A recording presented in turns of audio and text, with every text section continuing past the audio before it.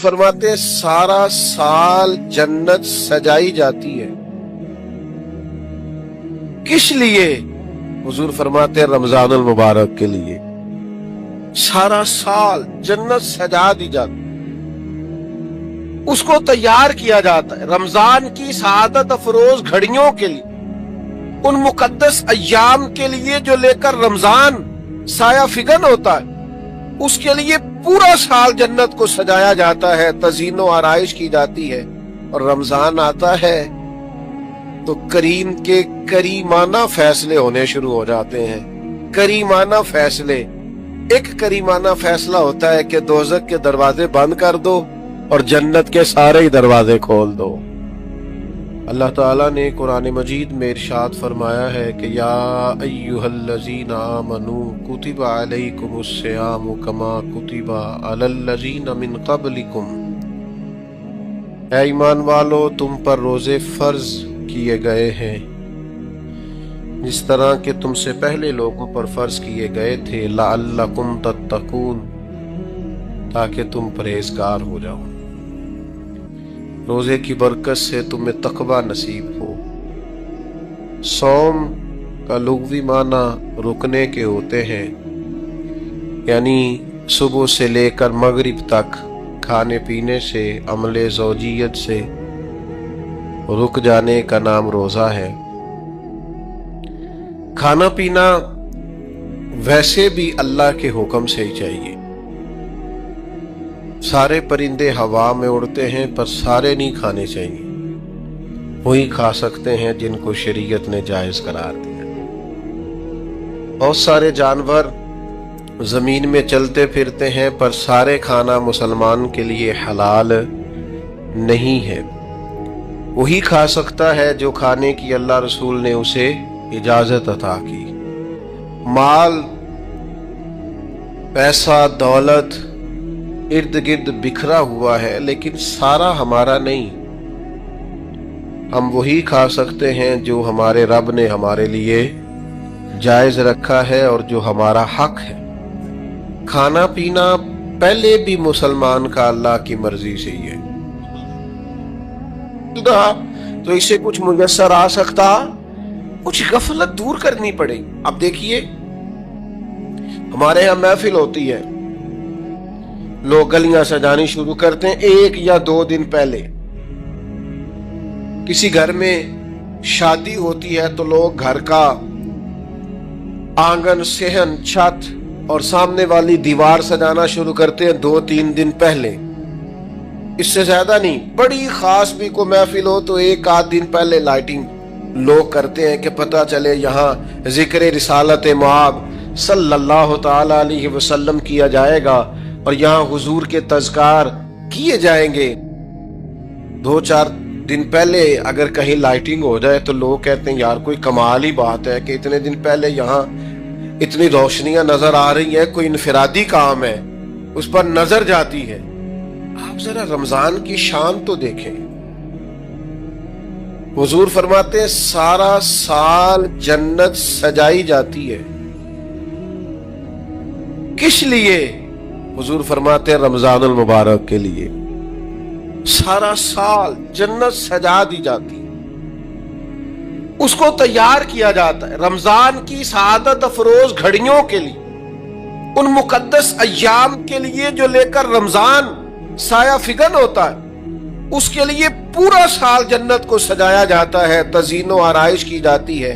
और रमजान आता है तो करीम के करीमाना फैसले होने शुरू हो जाते हैं। करीमाना फैसले, एक करीमाना फैसला होता है कि दोज़ख के दरवाजे बंद कर दो और जन्नत के सारे ही दरवाजे खोल दो। उसको रास्ता किया गया है पैर। आपको पता है, एक अनोखी बात भी आपसे करनी है। कानून नाफिज करने वाले इदारों को ना मुजरिमों का पता होता है, उनको पता होता है किस किस जगह कुछ फसादी लोग हैं। वो देखते हैं ना मुल्क में कोई खास मेहमान आ रहा है जो मुल्क के लिए फायदा मंद है और वतन के लोग और वतन को उससे फायदा होगा, इस्तेफादा करेंगे लोग उसके आने से, तो क्या करते हैं उन फसादियों को पहले बंद कर देते हैं। कहते हैं ऐसा ना हो कि ये आके कोई खराबी करे, वो मना कर देते हैं। تو یاد رکھ لیں، سمجھ لیں، حضور فرماتے شیطان کو بھی قید کر دیا جاتا ہے۔ رمضان آنے والا ہے تو اللہ شیطان کو قید کر دیتا ہے، جکڑ دیتا ہے۔ فرمایا رمضان آ رہا ہے اور میرے بندوں نے اپنی بخشش کرانی ہے، انہوں نے میری عبادت کرنی ہے، انہوں نے روزے رکھنے ہیں، انہوں نے آ کر کے اللہ کے حضور معافیاں مانگنی ہے، اور رمضان کی ہر رات میں 70 ہزار یا بلا مثال و بلا تشبیہ اللہ جانے کتنے بے حساب لوگوں کی رب نے بخشش کرنی ہے۔ تو یہ شیطان بڑا مکار ہے، یہ کھلا ہوا دشمن ہے، کوئی خرابی نہ کر دے لہذا پہلے اسے باندھ دو، خرابی نہ کرے کسی قسم کی اسے باندھ دیا جاتا ہے۔ مہمان بھی آ گیا، خرابی کرنے والا بھی باندھ دیا، لیکن اگر فائدہ لینے والے پھر بھی فائدہ نہ لے تو پھر ان سے کہا جائے گا کہ تمہارے پاس اب کوئی بہانہ بچا نہیں ہے، اب تمہارے پاس کوئی کسی قسم کا عذر باقی نہیں ہے۔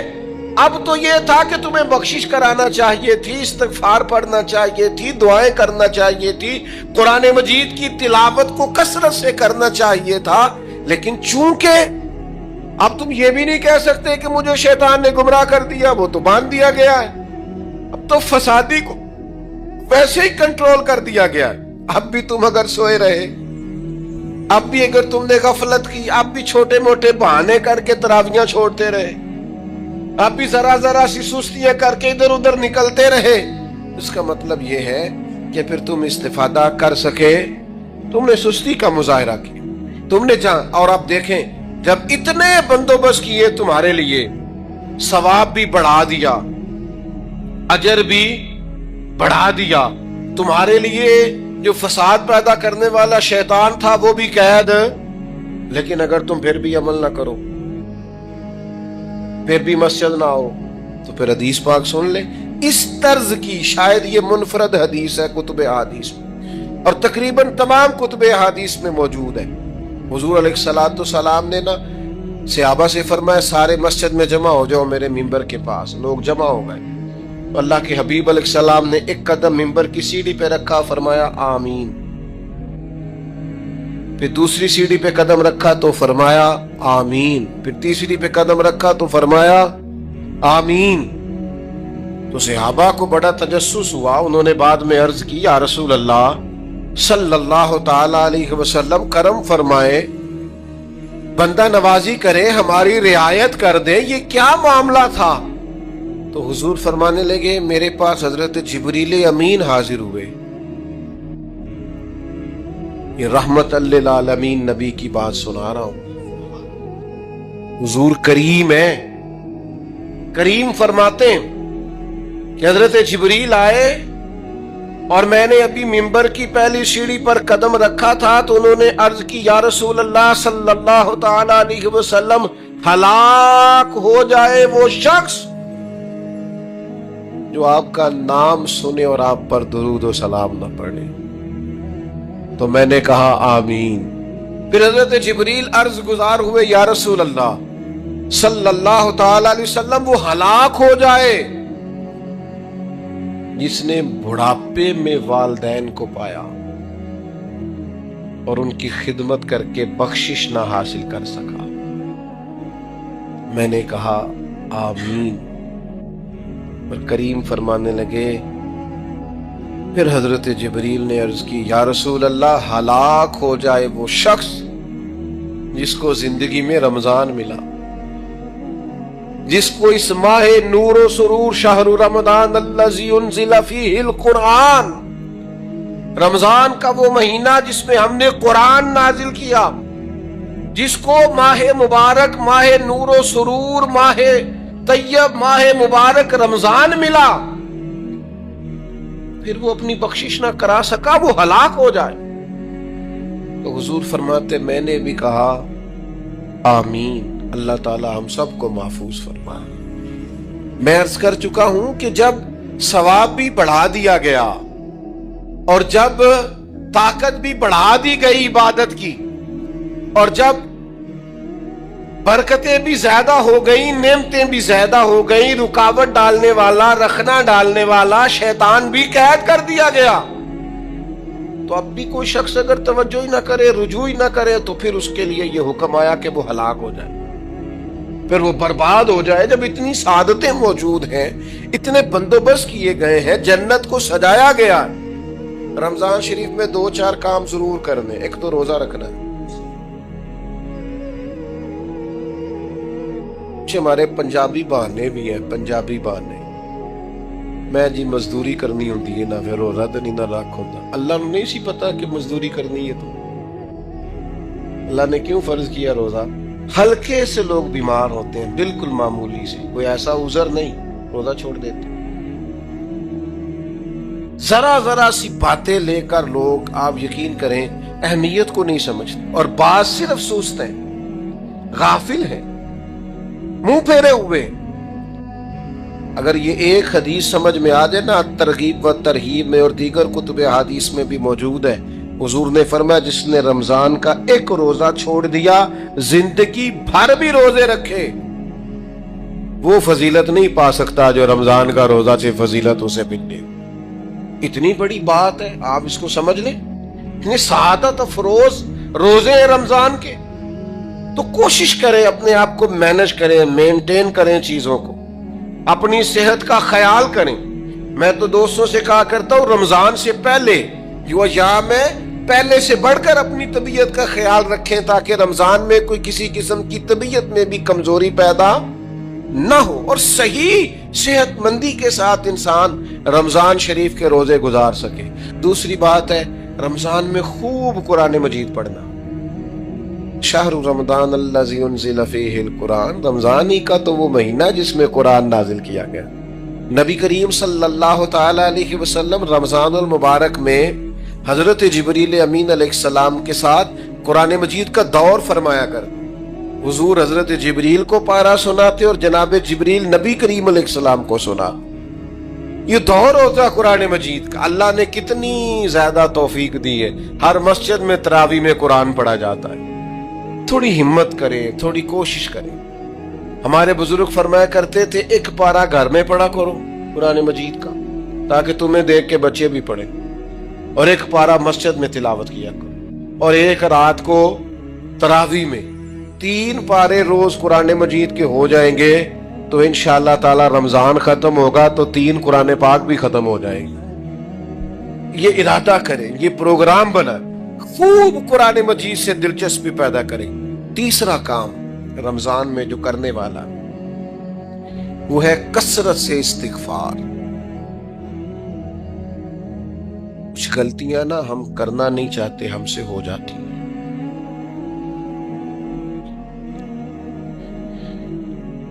कुछ गलतियां ऐसी हैं जो हम बड़ी बड़ी कर चुके हैं, लेकिन हमें याद ही नहीं, भूल गए। कुछ खताएं हमसे ऐसी सरजद होती हैं जो लाशऊरी में हो जाती, हमें समझ ही नहीं होती कि ये खता है और इतनी बड़ी है।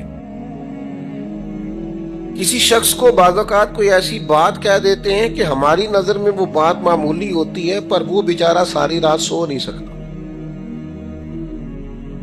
रमजान का महीना है अपने रब से माफी मांगने का महीना, उससे तौफीक मांगने का महीना, उसके हुजूर हाजिर होने का महीना। मैं आपकी खिदमत में अर्ज करूं, हजरत आयशा सिद्दीका फरमाती हैं, नबी पाक ने फरमाया सल्लल्लाहु तआला अलैहि वसल्लम, जिससे अल्लाह ने कयामत वाले दिन हिसाब पूछ लिया ना, उसके लिए मुश्किल हो जाए।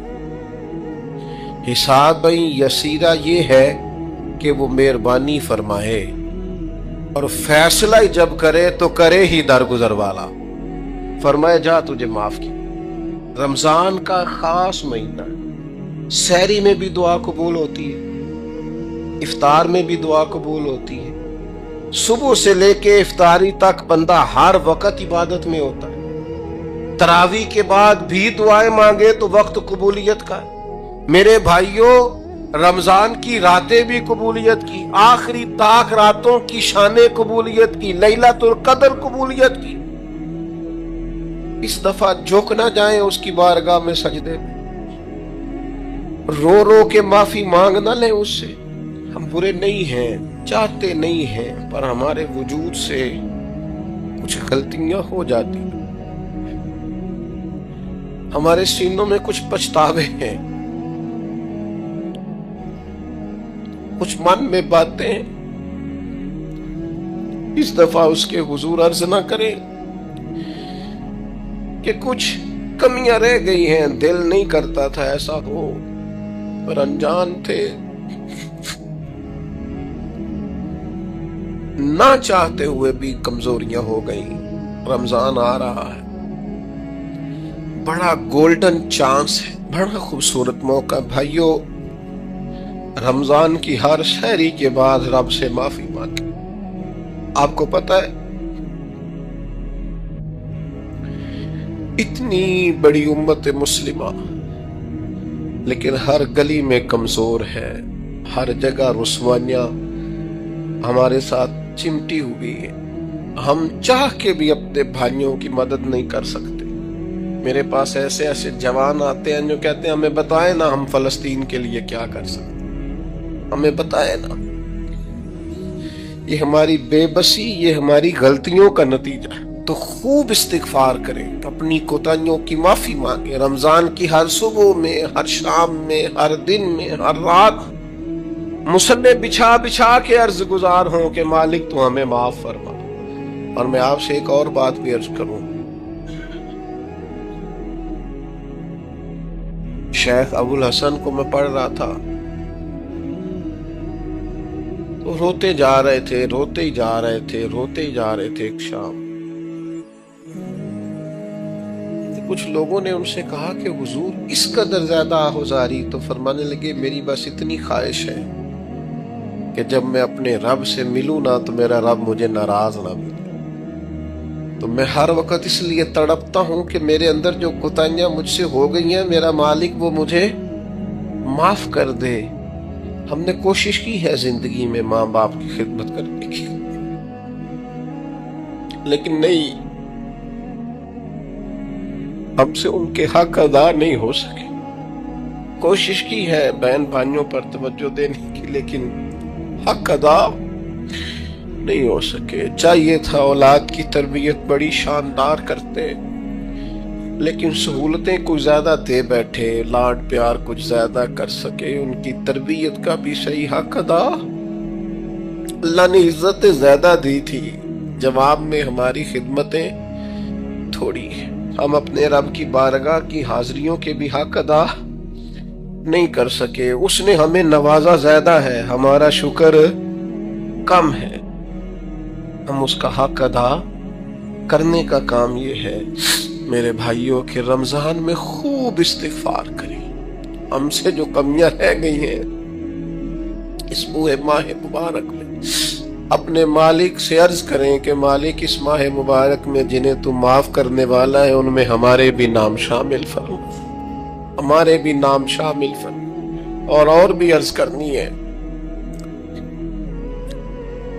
उनके लिए भी दुआएं करनी है रमजान में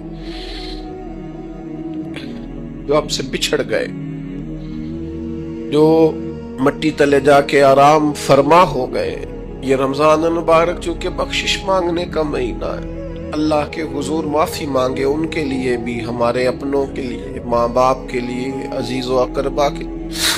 अल्लाह करीम उनकी कब्रों को भी ठंडा करे, उनके हाल पे भी रहमत की नजर करे, उनके लिए भी मालिक आसानियां करे। खूब दुआएं मांगे रमजान में, खूब दुआ। और जो मोहताज हैं, जो तंगदस्त हैं, जो गरीब हैं,